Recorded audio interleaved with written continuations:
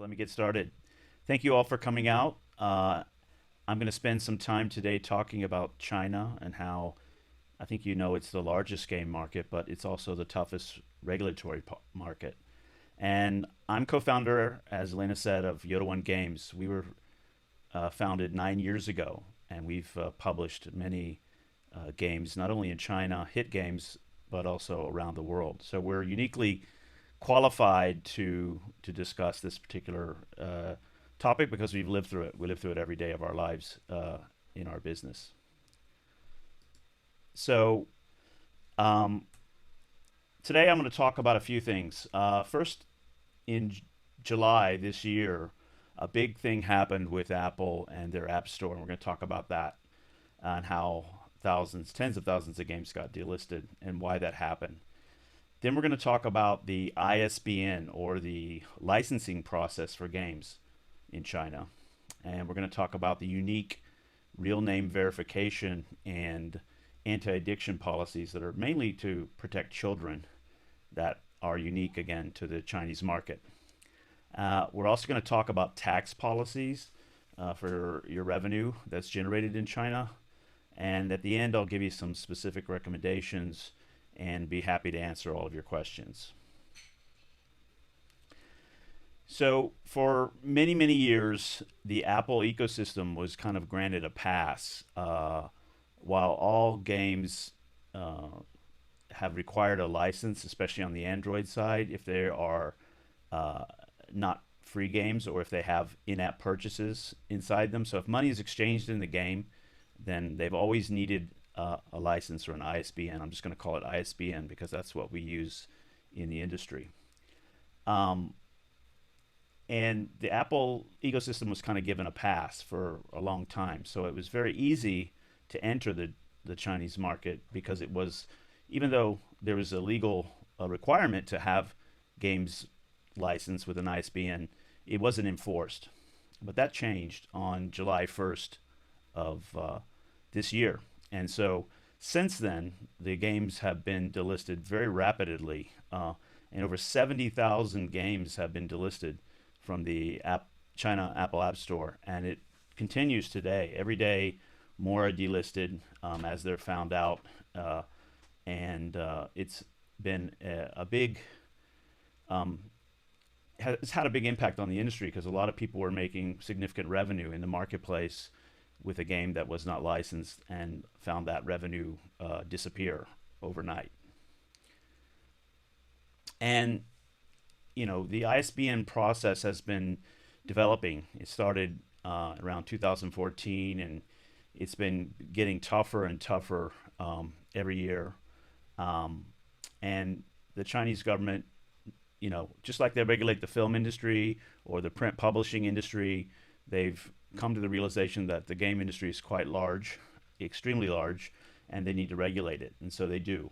And they regulate for controversial content, and they have a pretty exhaustive process that requires pretty much a full year, if not more, of time investment and a lot of submission of documents.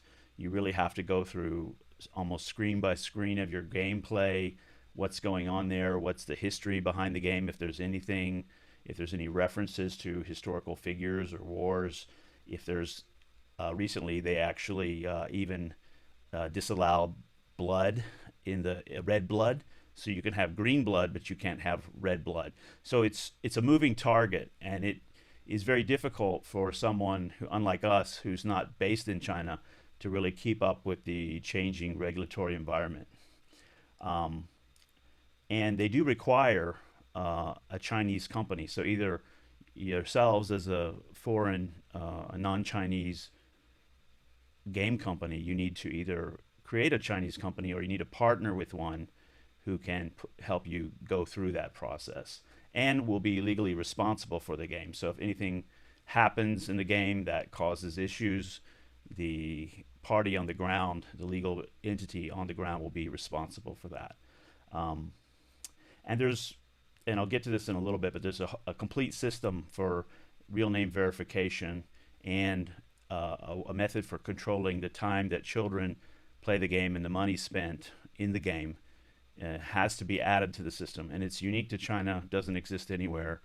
You and most companies would not find developing something like this on their own useful. And so I'll explain how you can get partners to help you with that as well. But the the main point is it's a long and tough process, but there's gold at the end of the process. And so to dive down a little bit, the real name verification is tied to the Chinese national ID card that all 1.45 billion people have here in China, and everything data-wise about their lives, their spending habits, their health, their registrations, everything is tied to that one card and that number. And so each citizen, including with their phone number and their ID card number, has a unique identifier, and that is what's used in this compliance. They also have a very granular anti-addiction policy that restricts the actual game play time and purchase amounts by age, by time of day that the game is played, and by total time spent playing the game. So you can imagine uh, the regulation is much more severe, if you will, than anything you have outside of China. And here's some details. So it's something that the Chinese leadership has really gotten behind. They know that almost all Chinese children play games, and they're worried about the effect on their school lessons. And so Xi Jinping and the entire leadership has really promoted this. So it's very serious, and there's detailed between age ranges, as you can see here. I mean, basically, until you're 7 years old, you cannot do any in-app purchases, and your days of playing on a normal day is 90 minutes per day. Uh, they give you twice as much time during the holidays, but and you can see all the way up till you're 17 years old, even the amount of money that you can spend in the game is managed, regulated. And so obviously the Chinese game publishers uh, make their IAPs and their game parameters to follow this. And so would you as a foreign uh, game publisher in China. And then there's something that a lot of companies ask us about, which is the withholding tax. Because, you know, if you make revenue in China from Chinese players, the withholding tax is 10%. There's a value added tax of 6%, which is a local tax. And then there's a surcharge, which is a additional local tax. So the tax assessed is 16, almost 17%. Now, a lot of, well, I would say there are countries that have double taxation agreements with China. And if your company of your headquarters incorporation uh, has that, and I've given you an URL here which you can check. But if you have that, you can actually get credit for paying this withholding tax in China when you bring the money back to your home country. So I've been doing business in China for quite a long time, a couple decades, and it's always been a real concern for every company on repatriating money that's generated in China.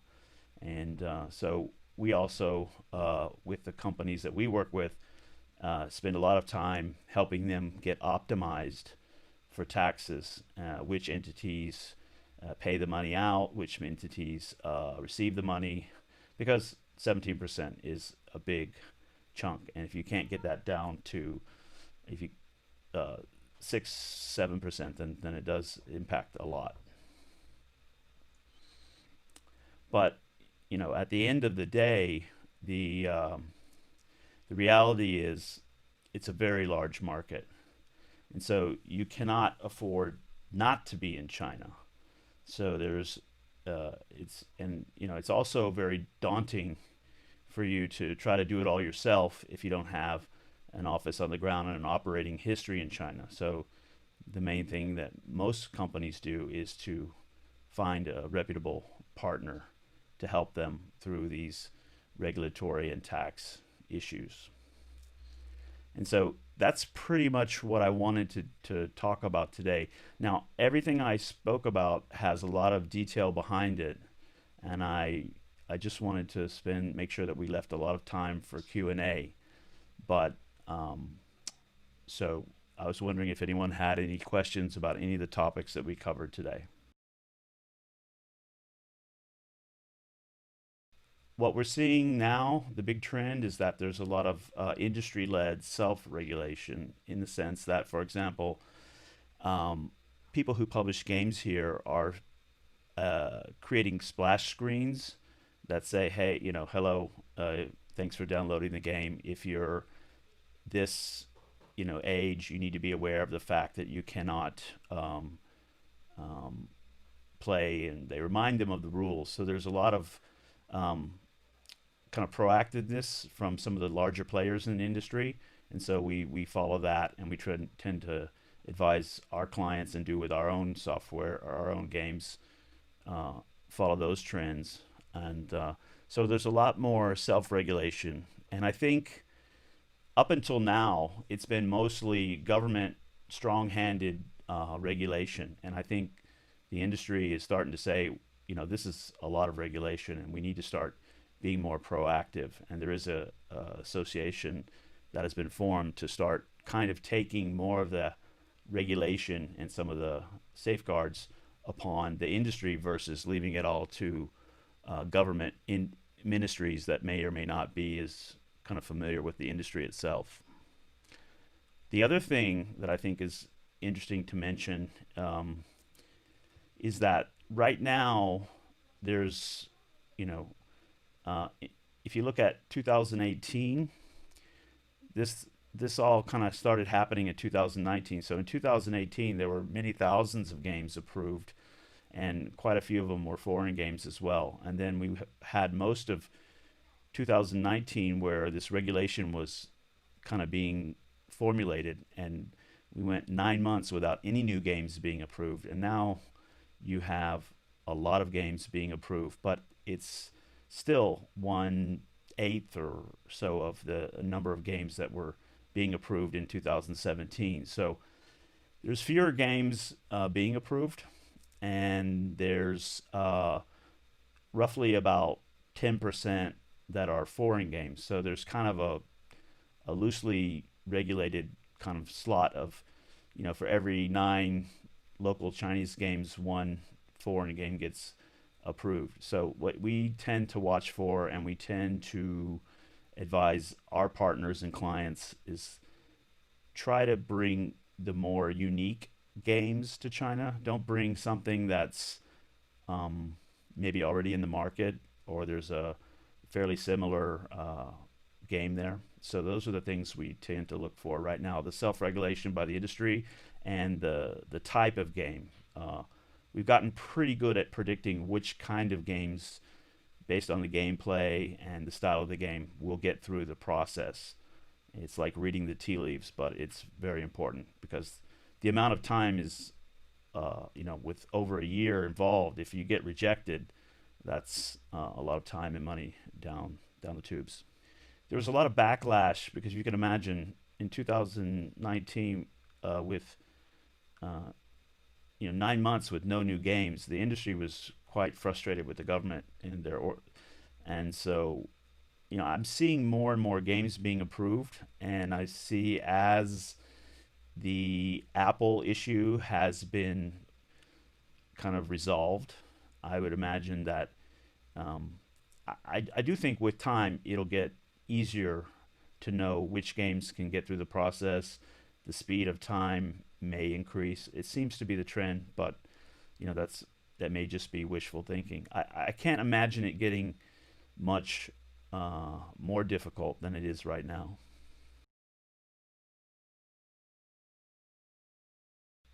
Yeah, I think what's happened is that the intense regulation has really helped the larger game players, and that necessarily wasn't the intention.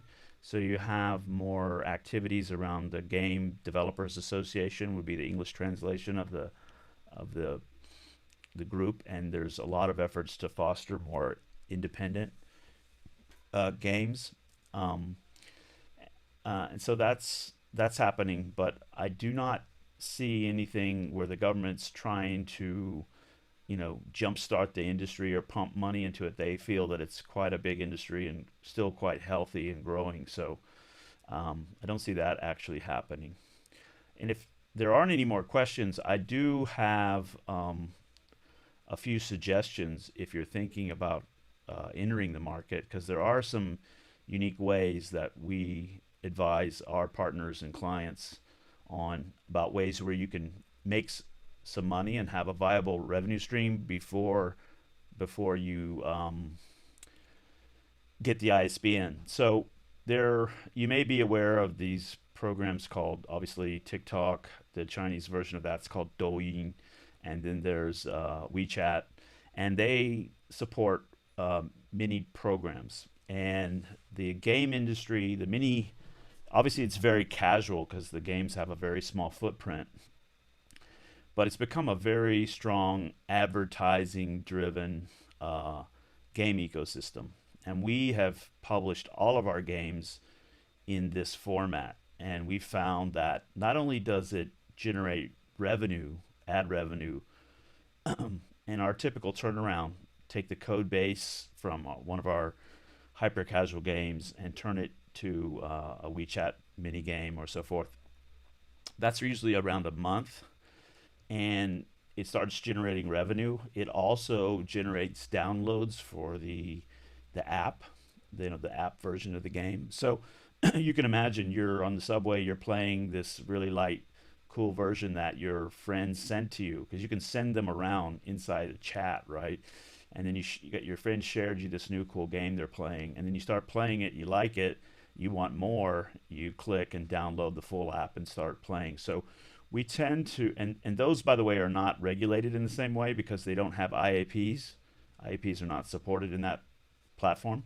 So, we tend to encourage our partners to enter the market that way with a new game. It also gives you a lot of good data on, you know, the relative popularity of the game and how and build a player base before your full-blown IAP and or other games come out. So we found that really effective, and we've been doing that we've helping about 20 to 30 companies per month get started in the Chinese market that way.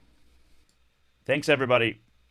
Thanks for your time. If you want any more information, just chat or the email address there. We do have a full kind of overview of how to publish your own mobile game there on the website as well.